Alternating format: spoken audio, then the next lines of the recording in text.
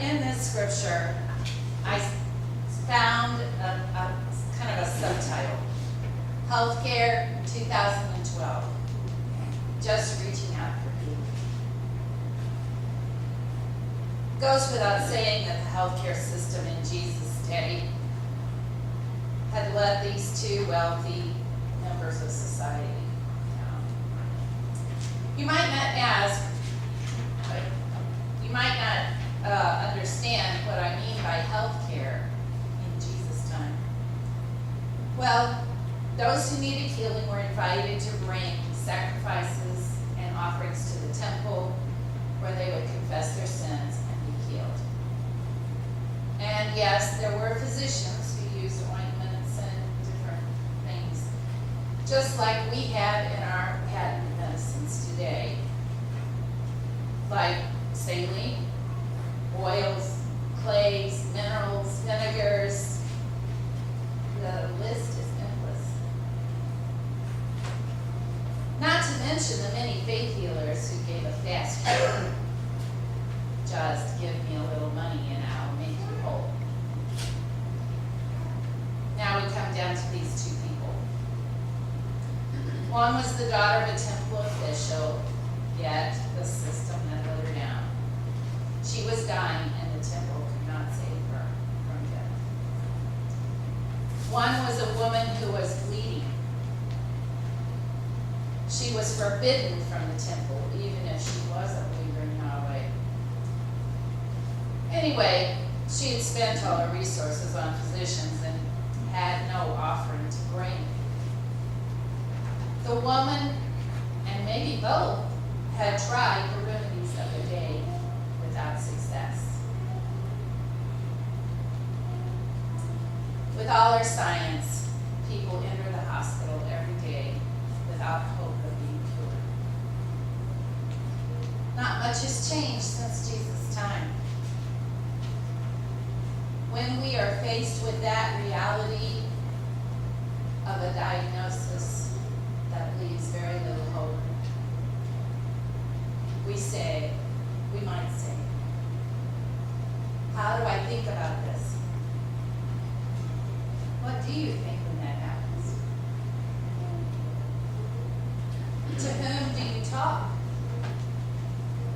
Where do you find peace? When does hope appear to be hopelessness? And you might even ask, why did this happen? Why did this happen to me? Why did this happen to my child? Why did this happen to my mother? Whether you read the story in Matthew 9 or Luke 8 or here in Mark 5, both Jairus and this unnamed woman have come to Jesus.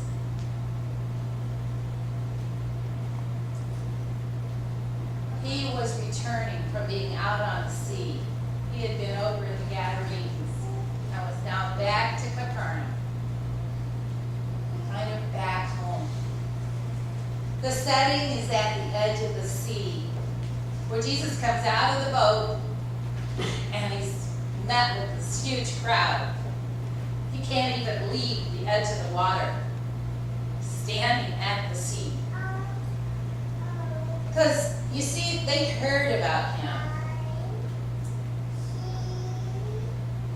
They heard about those healings. They heard about the Gadarene demoniac. Word travels fast, and something great happens. Then, Jairus, one of the rulers of the synagogue, he uses his position and his status as a ruler to force his way to the front of the line. He represents the people who have access to health care because of their power. Strangely enough, in our society, that represents people at both ends of the economic spectrum. Those who can either pay for insurance or can pay per visit. Or those who have a Medicaid or a Medicare card. Both are guaranteed health care. main health care, but they are guaranteed health care. What I've observed as a healthcare professional is sometimes there's quite a difference in the healthcare they receive. The woman with the issue of blood represents to me the rest of our society. These are the people who, for one reason or another, can't afford health care and or insurance. They are guaranteed health care in certain situations. If you're pregnant, if you're having trouble with a pregnancy, or there's some kind of fetal distress, you will be seen. If you're having chest pains, you will be seen.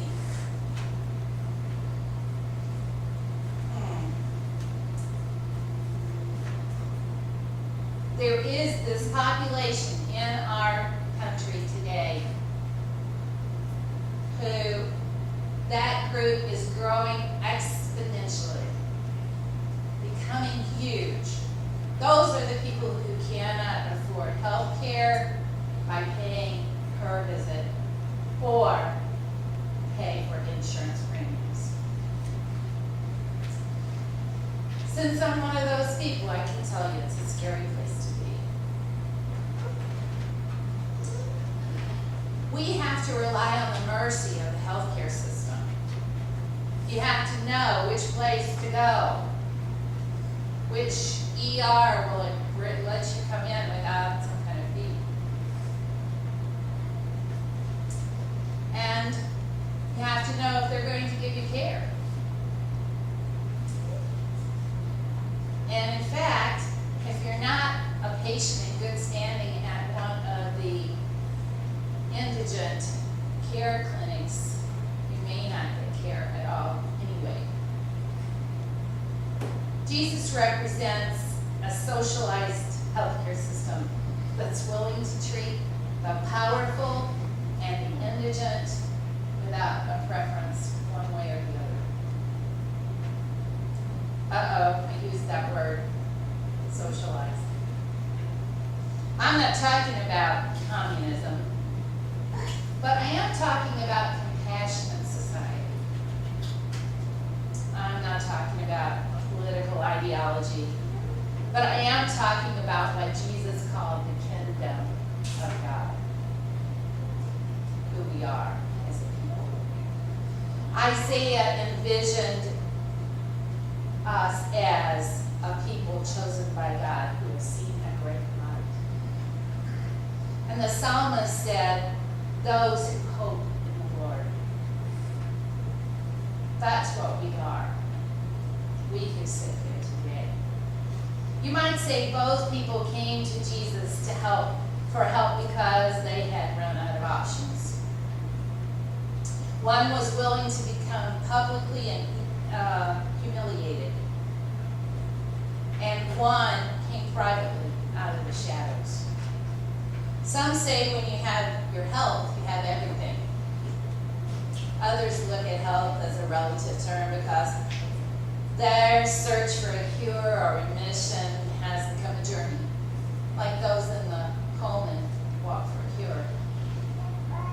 No matter what you believe about the healthcare system or the president's plan for equitable access to care, none of that matters when you're the one facing the diagnosis that seems hopeless. This is when you realize that the politics and the rhetoric and the system no longer matter. At that point, only faith and hope and love can determine your outcome.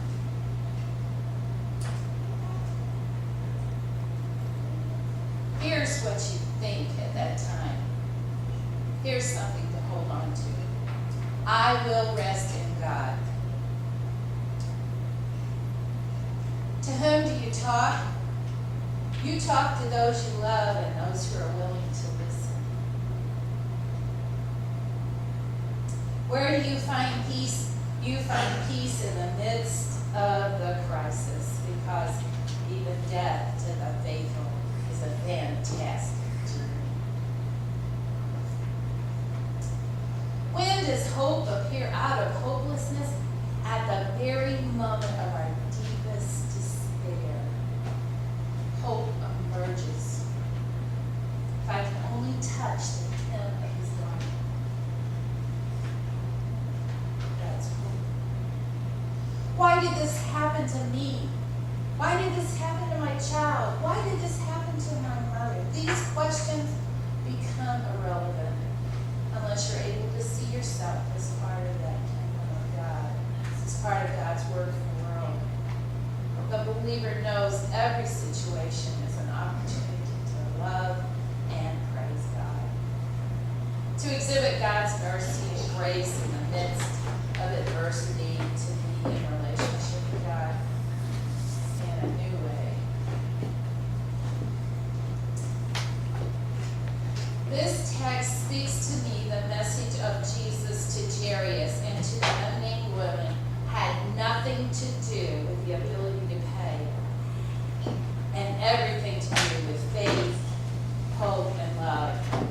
As disciples of Christ, we are members of a church worldwide and the people of God throughout the ages.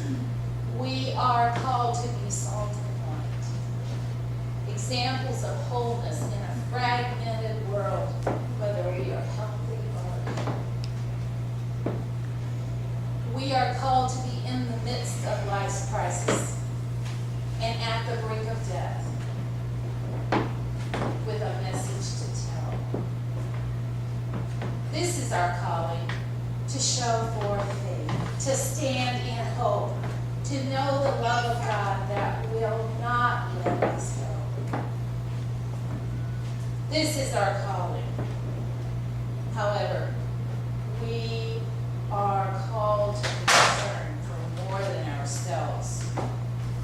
We are called to the world outside our door.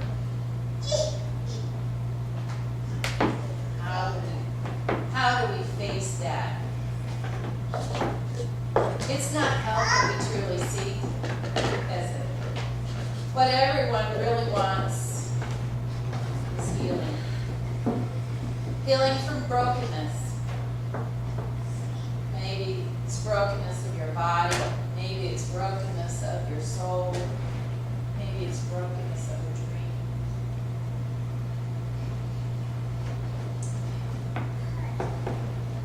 Maybe it's brokenness of finances.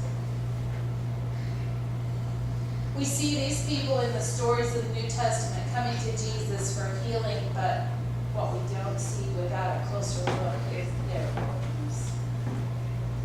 Jairus had to be truly disappointed when his daughter was not healed by the methods of God's holy temple. Is the center of his life. He is willing to fall at the feet of Jesus and worship him, an itinerant preacher from Galilee who was quickly becoming the enemy of the temple. His faith in the temple was broken. And what was broken about the woman? Everything. Just everything. She could not worship. She could not have a normal life. She may have been forced even to divorce her husband because of her condition. And she definitely was not allowed to be near any Jewish man, including her sons or grandsons. She was broken in relationships.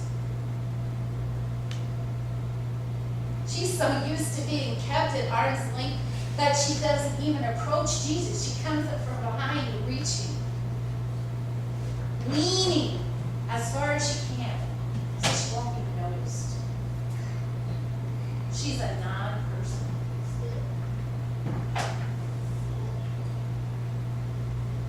I wonder today, the question I have in my mind is, where are those broken places for me and for you?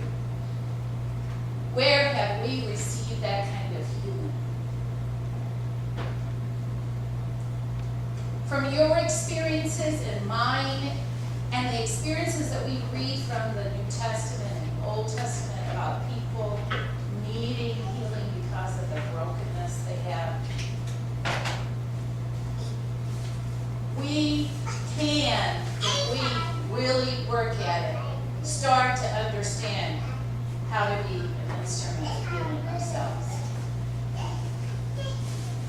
Francis of Assisi asked God to help him meet injury with pardon, and doubt with faith, and despair with hope, and sadness with joy. The first attitude that's essential is to know we are not exempt from the trials and brokenness of life.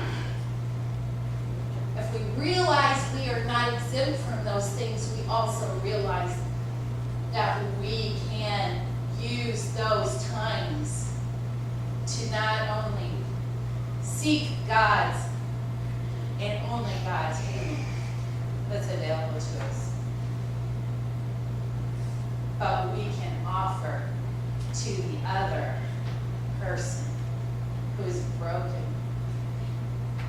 a sense that we care, like in the children's message today. It's not until you get that kiss, that Band-Aid, right, when we're children, that we actually start feeling like somebody cares. It's at that time that the gospel becomes true, living, healing, working words that are not just black ink on a page. When we become the living organism of God's working world, is the only time when we don't have to feel our own brokenness. It's that time when we reach out to the other and say, I care for you. I want to be with you. I'll give you my time and my energy, because that brokenness is something we all know. We all know the pain of losing something. So we can honestly say, I have experienced losses myself, but I see that you're in pain right now. And I see that you need someone to be with you in this pain, in this time. This is the message behind the story. Jesus is saying, you are all out there reaching to your farthest inch that you can reach. Seeking the kind of healing that you can't even understand. How a kiss on a scraped arm makes you feel better. We are wanting with all our hearts to have the healing that mends those broken places, that glues them back together, that causes us to sing a new song, that brings us to a new place. A place not only of worshiping God for what God has done for me, but to a place where we can actually worship God, the Creator, in caring for someone else. And he strictly ordered them that no one should know this, and told them to give her something to eat. Jesus said, this isn't a show. I don't charge admission. It's not something to brag about. leave that behind. He may have even been giving a message to Jairus about not going to the temple to publicize what had happened to his daughter when the temple had let him down.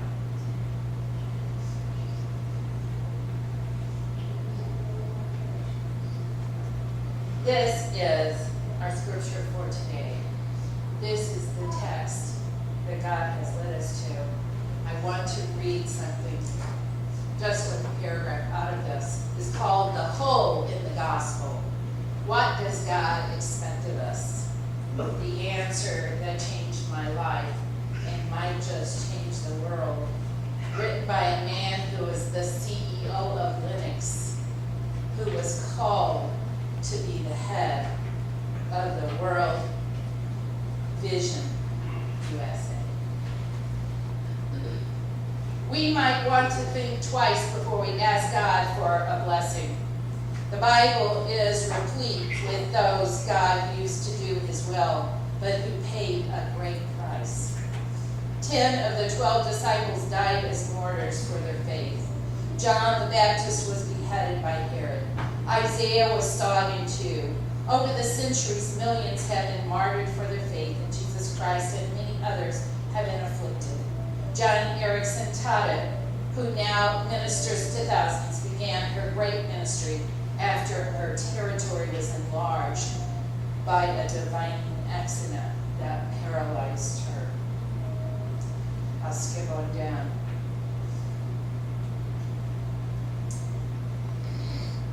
Thousands of missionaries have lived difficult lives of sacrifice and relative poverty and deprivation as God expanded their work in ministries in the places where they served. God doesn't promise that all of his followers will be protected from hardship and suffering. Christians get cancer, lose loved ones, and suffer financial setbacks just like everyone else. But God can also use our tragedies to expand our territory in ways that show a skeptical world a different way to live. This is what I propose today. This is what I send you forth with. The Word of God says we are teaching. And all the people said, amen. Let us have our prayer. The benediction to you today is to go forth, even in the midst of crisis, even in the midst of brokenness, and experience the possibilities of helping those who are broken outside